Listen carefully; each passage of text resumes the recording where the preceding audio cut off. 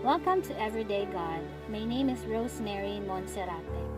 Our text for today is found in 2 Corinthians chapter 9 verses 7 to 8. Each of you should give what you have decided in your heart to give, not reluctantly or under compulsion, for God loves a cheerful giver.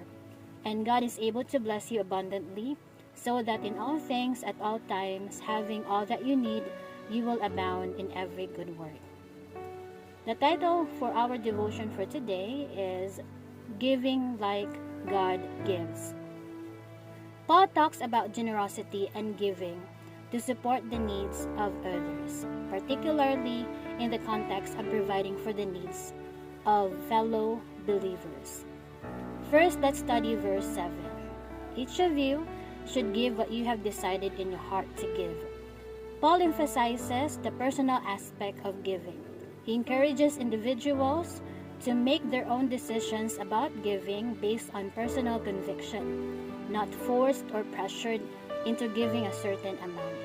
Paul is speaking about financial giving, but voluntary and cheerful giving goes beyond the scope of monetary giving. Serving our brothers and sisters is another form of giving, not reluctantly or under compulsion. Here, Paul emphasizes that giving should be voluntary and genuine. Ang pagbibigay ay hindi dapat dulot ng pananakot, tungkulin o obligasyon, kundi dapat mula sa pusong handang magbigay. Bakit? Sapagkat iniibig ng Diyos ang nagbibigay ng may kagalakan. Paul concludes the verse by highlighting God's attitude toward cheerful giving. God values not only the act of giving, but also the attitude behind it.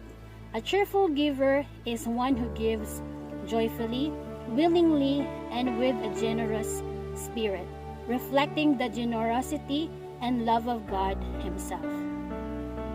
Verse 7 is the premise. Now let's study verse 8, which is the promise.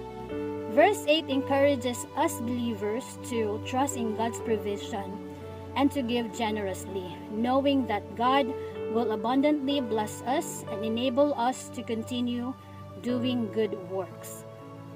And God is able to bless you abundantly.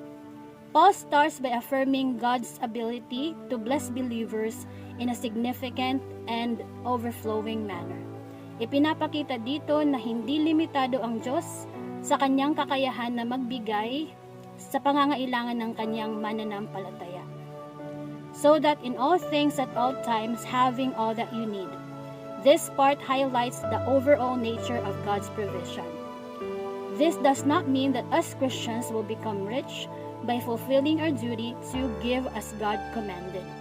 It just means that what we have will be sufficient. The King James Version of this verse states that you will always have all sufficiency in all things. Ipinapahayag sa verse na ito na ang pagpapalang ng Diyos ay hindi limitado sa partikular na mga lugar o oras, kundi sumasaklaw sa lahat ng aspeto ng buhay. Ito'y tuloy-tuloy at laging available. You will abound in every good work. Paul connects God's abundant blessings with the ability of believers to abound in every good work. We will receive a large number of good things, both of a spiritual and of an earthly nature. What we receive will allow us to make up what we have given away, and we will be able to give again. So what can we learn about our passage for today? Number 1, practice voluntary generosity.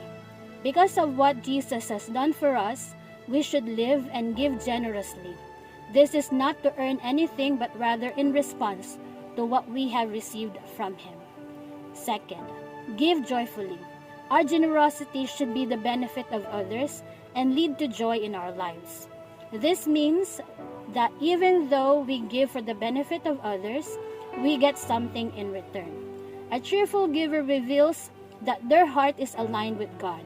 God loves a cheerful giver because He Himself is a cheerful giver. And when we find joy in giving, it shows that we are becoming more like Him.